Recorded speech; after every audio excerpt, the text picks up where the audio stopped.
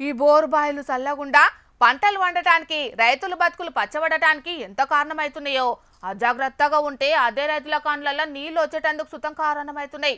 అభం శుభం తెలివని ఎంతో మంది పసిపిల్లలను బోరు బాయిలు అమాంతం మింగస్తున్నాయోలా. పాపం గీడ చూడుండ్రోల్లా ఎంత ఘోరం జరిగిందో. ఇగో ఈ బోరు బాయేనుల్లా నిండు పానాన్ని బలిగొన్నది.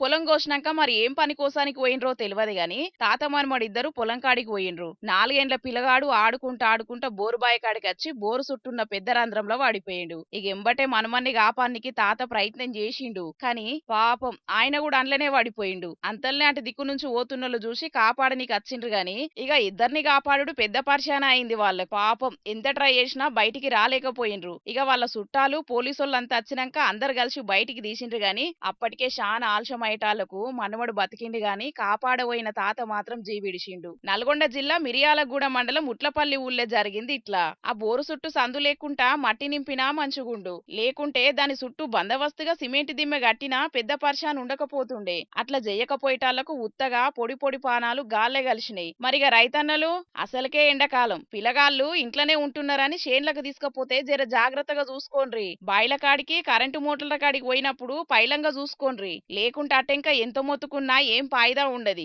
కాబట్టి ముందే కొంచెం జాగ్రత్తగా ఉండుండ్రి, సరేనా?